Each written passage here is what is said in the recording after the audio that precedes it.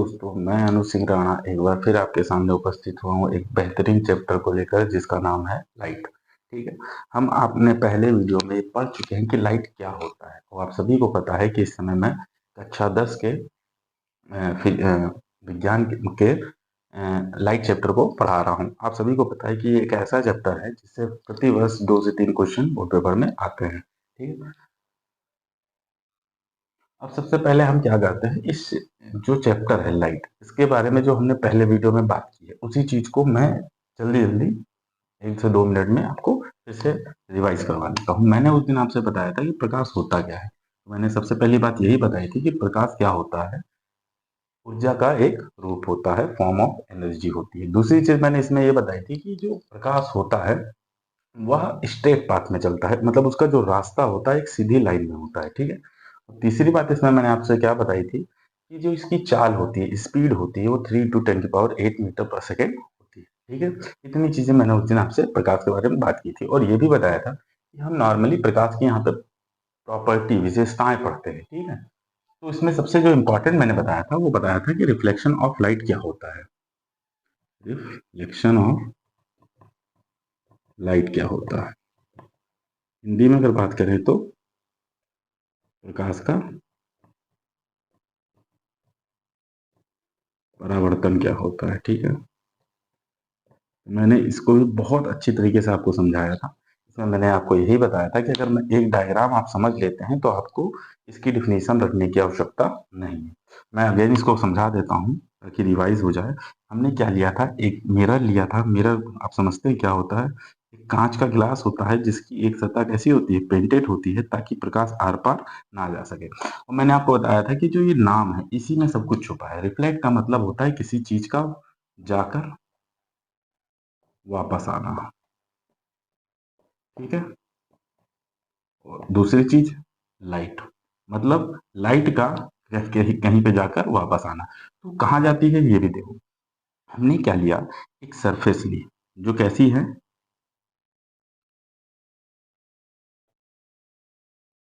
चिकनी है। ठीक है। स्मूथ और चिकनी है। ठीक है।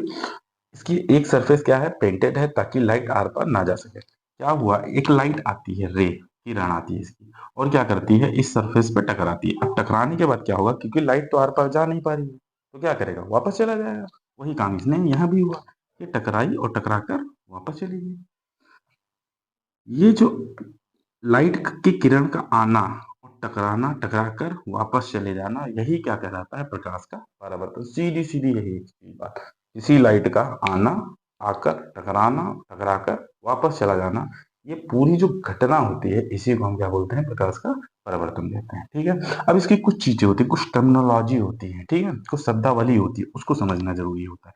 ये जो लाइट आती है इसी को हम बोलते हैं इंसिडेंट रे,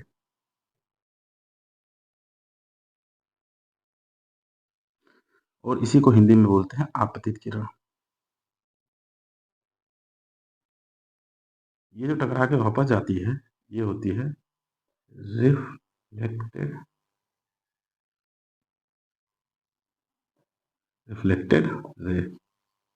ठीक है। इसी को कहते हैं रिफ्लेक्टेड और इसी को कहते हैं परावर्तित किरण। ठीक है। हम क्या करते हैं, ये जो पॉइंट होता है इसे वो कहते हैं पॉइंट ऑफ इंसिडेंस।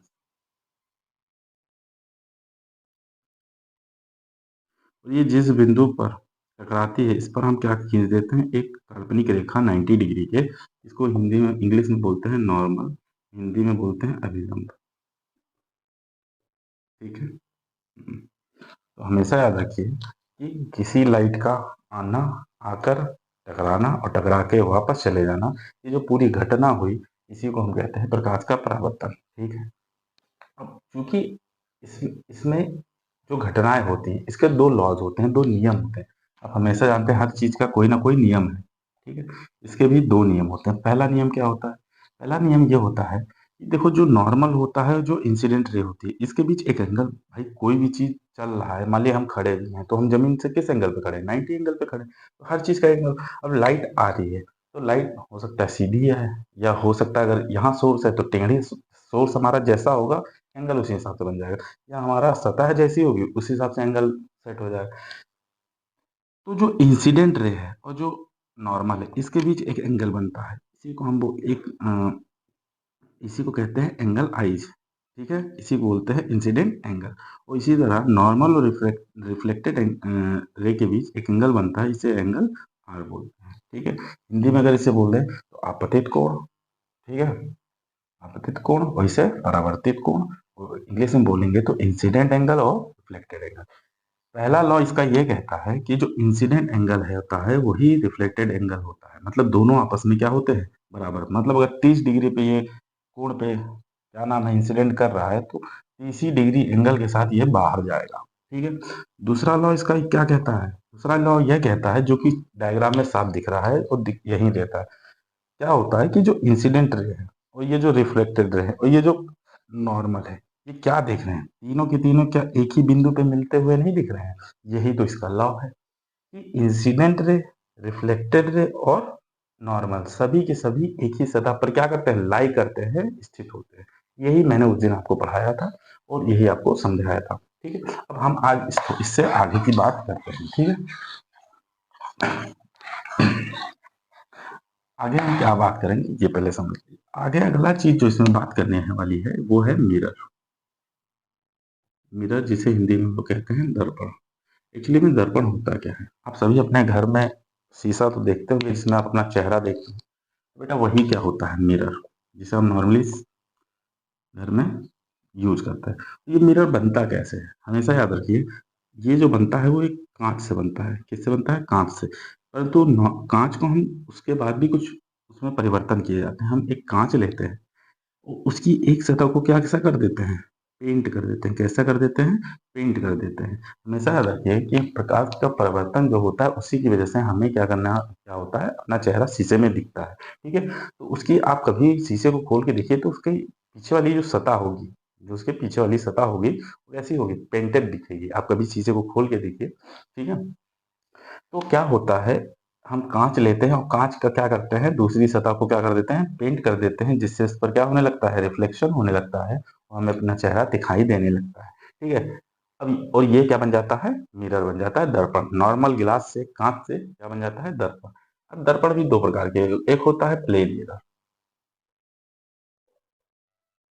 इसे हम कहते हैं समतल दर्पण। समतल दर्पण क्या होता है, ऐसा याद रखिए, जो आप घर में देखते हैं वो समतल दर्पण होता है, मतलब एक ऐसा सीधा। ठीक है, ना कहीं ऊंच का ना कुछ, एकदम सीधा मिरर। तो यही क्या होता है, प्लेन मिरर। और जब आप उसको खोलेंगे तो उसके पीछे क्या आपको मिलेगा, पेंटेड मिलेगा। ठीक है, अब इसकी कुछ प्रॉपर्टीज होती हैं। पहली, हमेशा याद रखना, जो प्लेन मिरर होता है उसमें जो हमारा प्रतिबिंब बनता है, जो हम देखते हैं अपना चेहरा, वो कैसा होता है, आभासी होता है। अब ये सारी टर्मिनोलॉजी आप क्या नाम है आगे समझेंगे जब हम इसके प्रतिबिंब का बनना सीखेंगे। ठीक है, पहला चीज ये कैसा बनता है, आभासी बनता है। दूसरा, ये कैसा होता है, इरेक्टेड होता है। कैसा होता है, इरेक्टेड। इरेक्टेड का मतलब होता है सीधा, मतलब हमारा जो प्रतिबिंब होता है सीधा। जैसे हम अगर इस तरह खड़े हैं शीशे में तो हमारा सर ऊपर ही उसमें भी दिखेगा, मतलब ऐसा नहीं होगा कि पैर ऊपर दिखे सर नीचे दिखे। ठीक है, तो कैसा बनेगा, इरेक्टेड मतलब सीधा। तीसरी चीज होती है सेम साइज, मतलब जितने साइज के हम हैं उतना ही साइज हमारा मिरर में भी दिखेगा। ठीक है, ये नहीं कि हम इतने बड़े हैं और साइज में हम बहुत छोटे दिखें, या हम यहाँ मोटे दिख रहे हैं और उसमें पतले दिखें, या हम यहाँ पे पतले दिख रहे हैं उसमें मोटे दिखे, सेम साइज दिखता है। ठीक है, तो ये चीजें होती हैं प्लेन मिरर में। ठीक है, और दूसरी चीज क्या होती है, प्लेन मिरर में एक और इसकी प्रॉपर्टी होती है कि हम मिरर के, हमारे और मिरर के बीच जो दूरी होती है वही दूरी मिरर के अंदर हम प्रतिबिंब में उतनी ही दूरी हमें दिखाई देती है। ठीक है, ये इसकी कुछ प्रॉपर्टीज होती हैं। ठीक है, आगे की बात करते हैं। अगला जो इसमें हम पढ़ते हैं नॉर्मली, वो पढ़ते हैं गोलीय दर्पण। क्या पढ़ते हैं, गोलीय दर्पण, जो मेन इसमें हमारा पढ़ने वाला सेक्शन है। गोलीय दर्पण को हम लोग स्फेरिकल मिरर भी कहते हैं इंग्लिश में। ठीक है, स्फेरिकल मिरर क्या होता है बेटा, स्फेरिकल मिरर जैसा नाम वैसा ही काम।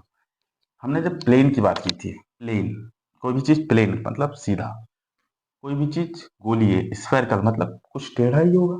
हमेशा यार गोला कैसे होता है, ऐसा होता है। ठीक है, अगर मैं इसका एक पार्ट, नॉर्मली जो गोलीय दर्पण होता है वो गोले से ही बनता है। देखो कैसे क्या होता है। मान लीजिए हमने एक गोला लिया, ठीक है, खोखला गोला है कांच का। हमने क्या किया, यहाँ से इसको कट कर दिया। जैसे ही इसको हमने कट किया, कुछ हमें ये मिल गया। और इसकी शेप देखो, अब ये हमारे पास एक कांच है, कैसा, कर्व शेप में, कर्व शेप में, वक्राकार शेप में, ठीक है। अब हमने क्या किया, इसका एक सरफेस पेंट कर दिया, लो बन गया मिरर। मिरर क्या होता है, एक हमने कांच लिया, उसका एक सरफेस पेंट कर दिया, मिरर बन गया। अदरवाइज प्लेन सरफेस पे करेंगे दूसरे साइड पे तो उसमें प्लेन मिरर बनेगा। वही चीज कर्व शेप वाले कांच में कर देंगे तो कैसा बन जाएगा, स्फेरिकल मिरर, गोलीय दर्पण, ठीक है। अब इसके भी दो टाइप होते हैं। इसके कितने टाइप होते हैं, दो। एक होता है कॉन्वेक्स, जिसे हम बोलते हैं उत्तल दर्पण, ठीक है। एक होता है कॉनकेव, ठीक है, कॉनकेव जिसे कहते हैं अवतल, ठीक है। इन दोनों को अच्छे से समझ लो क्योंकि यही मेन चीजें हैं, ठीक है। कॉन्वेक्स क्या होता है, देखो हमने क्या किया, कर्व कांच लिया। अब इस कर्व कांच में दो सतह है, एक सतह तो उभरी हुई है, मतलब जो उठी हुई सतह है, एक धसी हुई सतह है, ठीक है। अगर हम धसी हुई सतह में, इसे कहते हैं इनवर्ड, ठीक है। अगर इनवर्ड सतह को हमने क्या किया, पेंट कर दिया, तो रिफ्लेक्शन हमारा कहाँ से होगा, भाई जो प्लेन मिरर होता है उसकी जो पेंटेड नहीं होती है वहां हमारा प्रतिबिंब दिखता है ना, वहां पर रिफ्लेक्शन होता है ना। सेम एज यहाँ पे यही होगा कि अगर पेंट अंदर की साइड में है, धसी हुई सतह के साइड में है, तो हमारा जो रिफ्लेक्शन हो रहा होगा, परावर्तन हो रहा होगा, वो बाहरी सतह से हो रहा होगा, उभरी हुई सतह से हो रहा होगा, आउटवर्ड से हो रहा होगा। ये क्या हो रहा है, रिफ्लेक्शन आउटवर्ड से हो रहा है। तो अगर ऐसा होता है तो उसी को हम बोलते हैं कॉन्वेक्स मिरर या उत्तल दर्पण। इसका अपोजिट जस्ट क्या होता है, कॉनकेव। अगर मान लीजिए हमारे पास ये हमने इसका बाहरी सतह पेंट कर दिया, क्या किया, बाहरी सतह को क्या कर दिया, पेंट कर दिया, तो हमारा रिफ्लेक्शन कहाँ से होगा, अंदरूनी सतह से, यहाँ से रिफ्लेक्शन होगा, परावर्तन यहाँ से होगा, ठीक है, ऐसे टकरा के वापस आएगी। तो जब सॉरी इनवर्ट से रिफ्लेक्शन हो रहा हो या धसी हुई सतह से या अंदरूनी सतह से रिफ्लेक्शन हो रहा हो, इसी को हम क्या बोलते हैं, कॉनकेव या अवतल दर्पण। वही चीज जब बाहरी सतह से रिफ्लेक्शन हो रहा हो, और जब बाहरी सतह से रिफ्लेक्शन कब होगा, जब अंदरूनी सतह पेंट होगी, तो उसे हम क्या बोलेंगे, कॉन्वेक्स। दोनों में अंतर आप लोग को समझ आ गया होगा, ठीक है। तो इस तरह से गोलीय दर्पण होता है, ठीक है। अब इसके आगे की बात करते हैं। अब आगे इसके जो हम बात करेंगे वो कुछ टर्मिनोलॉजी की बात करेंगे, कुछ टर्मिनोलॉजी की बात करते हैं। मान लीजिए मैंने एक कौन कॉनकेव मिरर लिया, मान लीजिए मैंने एक क्या लिया, कॉनकेव मिरर लिया। अब मैंने जब कॉनकेव मिरर लिया, तो आपको पता है कॉनकेव मिरर में रिफ्लेक्शन अंदर की साइड से होता है, ठीक है। इसमें कुछ टर्मिनोलॉजी होती है, हमेशा याद रखना कि ये मान लीजिए कि हमारे पास कॉनकेव मिरर है, क्या है, कॉनकेव मिरर है, ठीक है। इस कॉनकेव मिरर में इसका जो सरफेस है, इस सरफेस का जो केंद्र होगा या मिड पॉइंट होगा, इसको हम बोलते हैं पोल। क्या बोलते हैं, पोल, जिसे हम पी से डिनोट करते हैं, ठीक है। इसको क्या बोलते हैं, पोल, ठीक है। हिंदी में इसे ध्रुव बोल सकते हो, ठीक है। अगली चीज, अगर मान के चलो ये स्फेरिकल मिरर है, उसमें कौन सा, कॉनकेव वाला। अच्छा ये मिला कहाँ से होगा, सबसे पहली बात तो ये मिला कहाँ से होगा। मैंने शुरू में बताया ये किसका पार्ट है, एक गोले का। भाई गोला है, गोले से मैंने कट किया तभी तो ये एकदम बेहतरीन शेप में मिलेगा, ठीक है। तो जब ये गोला था, तो गोला जब ये था, एक स्फेयर था, इसका एक केंद्र भी होगा, बीच में सेंटर भी होगा, ठीक है। लेकिन जब मैंने क्या इसको कट किया, तो क्या इसका सेंटर बदल जाएगा, नहीं बदलेगा, तब भी इसका सेंटर वही रहेगा, ठीक है। तो जब ये गोला था तो इसका एक सेंटर था। अब जब ये कटा हुआ पॉइंट मिला, ये जो स्फेरिकल मिला, इसका भी वही सेंटर होगा। उसके लिए वो सेंटर कहते हैं, लेकिन जब इसके लिए उसकी बात होती है तो उसको हम बोलते हैं सी, ठीक है, क्या बोलते हैं, सी, इसको हम बोलेंगे वक्रता केंद्र, इसको इंग्लिश में बोलेंगे सेंटर ऑफ कर्वेचर। ठीक है, क्या बोलेंगे, सेंटर ऑफ कर्वेचर। ठीक, ये चीजें इतनी समझ आ गई होंगी। ठीक है, अब अगला इसकी टर्मिनोलॉजी, अभी मैंने ये पहली टर्मिनोलॉजी बताई, ये दूसरी टर्मिनोलॉजी बताई, मतलब कुछ इंपॉर्टेंट इसके टर्मिनोलॉजी होती हैं, शब्दावलियां होती हैं। दूसरा चीज, तीसरा चीज हमेशा याद रखना कि ये जो सेंटर ऑफ कर्वेचर है, वक्रता केंद्र, तो ये जो पोल है ध्रुव, इसको मिलाने वाले एक काल्पनिक रेखा, हम इसको मिला दें। ठीक है, मिलाते हुए दिखेगी नहीं, लेकिन हम मिलाएंगे तो दिखेगी। अब ये जो काल्पनिक रेखा है, इसको पी और सी को मिलाने वाली, इसको हम बोलते हैं प्रिंसिपल एक्सिस। क्या बोलते हैं, प्रिंसिपल एक्सिस। ठीक है, ठीक है, अगली चीज, ये तीसरा पॉइंट है। ठीक है, तीसरा मतलब टर्मिनोलॉजी है। अगली चीज याद रखना, हमेशा याद रखना कि जब कोई भी लाइट अगर मान लो इस प्रिंसिपल एक्सिस के पैरेलल जा रही है, ठीक है, वो पैरेलल जाकर इस पर टकरा रही है, किस पर, मिरर पर, और जब टकराने के बाद ये क्या करेगी, जब वापस आएगी, मतलब वापस जाएगी, तो ये कहीं ना कहीं इस प्रिंसिपल एक्सिस को क्या करेगी, कट करेगी, और जिस पॉइंट पे कट करेगी उसी को हम बोलते हैं फोकस। क्या बोलते हैं, फोकस। ठीक है, ये फोकस हमें चौथा पॉइंट मिल गया। कौन सा पॉइंट मिल गया, फोकस, चौथा पॉइंट। ठीक है, लेकिन इससे शर्त इतनी होनी चाहिए कि ये जो रे, लाइट ऑफ रे जा रही है, वो हमेशा प्रिंसिपल एक्सिस के क्या होनी चाहिए, पैरेलल होनी चाहिए। अगर ये इसके पैरेलल है तो 100% ये है, ये टकराने के बाद जब रिफ्लेक्ट होगी तो ये कहाँ से होकर इसके जिस पॉइंट पे कट करेगी वो कौन सा पॉइंट होगा, फोकस होगा। ठीक है, इसमें एक चीज और याद रखना कि ये फोकस कब हमें प्राप्त होता है, जब कोई रे ऑफ लाइट क्या करती है, प्रिंसिपल एक्सिस के पैरेलल जाती है और टकराने के बाद, रिफ्लेक्शन के बाद, कहाँ, प्रिंसिपल एक्सिस के किसी एक पॉइंट पर क्या करती है, कट करती है, उसी को हम क्या बोलते हैं, फोकस कहते हैं। अगली चीज, आप सभी को पता है कि जो ये सर्कल होता है, ठीक है, या जो हमारा ये गोला होता है जिसका ये पार्ट होता है, उसका एक केंद्र होता है। आप सबको पता है केंद्र से लेकर के जो पेरीमीटर होता है, परिधि होती है, इसके बीच की दूरी को हम क्या बोलते हैं, त्रिज्या बोलते हैं। क्या बोलते हैं, त्रिज्या, रेडियस। तो सेम इसके लिए भी वही अप्लाई होगा। इस सी, कौन, वक्रता केंद्र या सेंटर ऑफ कर्वेचर, और ये जो पोल है, इसकी जो बीच की दूरी है, बीच की डिस्टेंस है, इसी को हम क्या बोलते हैं, वक्रता त्रिज्या बोलते हैं। क्या बोलते हैं, वक्रता त्रिज्या बोलेंगे। क्या बोलेंगे, वक्रता त्रिज्या। ठीक है, वही इंग्लिश में इसे क्या बोलेंगे, सेंटर ऑफ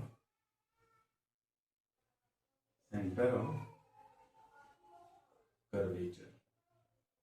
क्या बोलेंगे, सेंटर ऑफ कर्वेचर। ठीक है, इतनी चीज आपको पता चली गई। सेंटर ऑफ कर्वेचर क्या होती है, वक्ता केंद्र या सेंटर ऑफ कर्वेचर से, सी से लेकर ये जो पोल है उसके बीच की डिस्टेंस। अगली चीज, ये जो फोकस है और ये जो पोल है, इनके बीच की जो भी डिस्टेंस होगी, ये क्या होगी, हमेशा याद रखना, उसे हम क्या बोलेंगे, फोकस,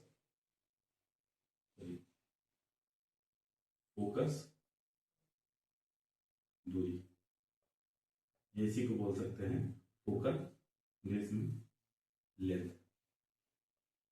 क्या बोलेंगे, फोकल लेंथ। ठीक है, क्या बोलेंगे, फोकल लेंथ। ठीक है, तो आप सभी को पता चल गया कि हमने लगभग लगभग 5 6 7 पॉइंट इसको बता दिए। इसी को अगर हिंदी में लिखना चाहो तो इसको बोल सकते हो मुख अक्ष, बोलोगे मुख अक्ष। ठीक है, तो इस तरह से आज मैंने आपको क्या बताया कि मिरर क्या होता है, ठीक है, और स्फेरिकल मिरर क्या होता है, उसके दो टाइप्स होते हैं, कौन कौन से, कॉनकेव होता है और कॉन्वेक्स होता है। ठीक है, और मैंने इसमें कौन कौन सी टर्मिनोलॉजी यूज होती है, या इसमें क्या क्या चीजें, कौन कौन से बिंदु आते हैं, वो सारी चीजें मैंने समझाई। ये जितने भी बिंदु हैं ये आप सभी याद रखिए कि ये आगे बहुत यूजफुल होंगे जब हम क्या करेंगे, प्रतिबिंब, इसका जो इमेज फॉर्मेशन होता है, प्रतिबिंब का जो बनना हम सीखेंगे आगे इन दोनों से, चाहे वो कॉनकेव मिरर से होगा या कॉन्वेक्स मिरर से। जैसे आप प्लेन मिरर में क्या आप अपना प्रतिबिंब तो नहीं देखते, अपना चेहरा ही तो देखते हैं, कोई चीज तो ही दिखता है।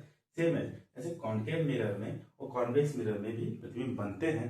उसमें क्या क्या प्रॉपर्टीज आएगी, जैसे मैं जब बात की कर रहा था प्लेन मिरर की, तो मैंने भी कुछ चीज बताई थी, जैसे आभासी बताया था, एक टर्मिनोलॉजी मैंने बताया था कि सीधा बनता है, ठीक है, और क्या बताया था, सेम साइज का बनता है, और क्या बताया था कि समान दूरी पे बनता है। तो यही सारी प्रॉपर्टी यहाँ भी यूज होंगी, लेकिन से यहाँ चीजें कुछ अलग होंगी। वो चीजें पढ़ने के लिए ये सारी चीजें हमें याद होनी चाहिए, इसकी कुछ प्रॉपर्टीज आगे मैं पढ़ाऊंगा वो आपको पता होनी चाहिए, ठीक है।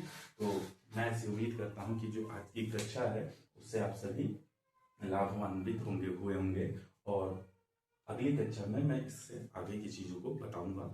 और मान लीजिए अगर कोई भी चीज़ इसमें समझ ना आई हो तो आप मुझे कमेंट कर सकते हैं, मैं उसको किसी दूसरे तरीके से या और आसान भाषा में आपको समझा दूंगा। तो इसी के साथ मैं अब विदा लेता हूँ, और अगले वीडियो में मैं इससे भी अच्छी तरीके से आगे की वीडियो को लेकर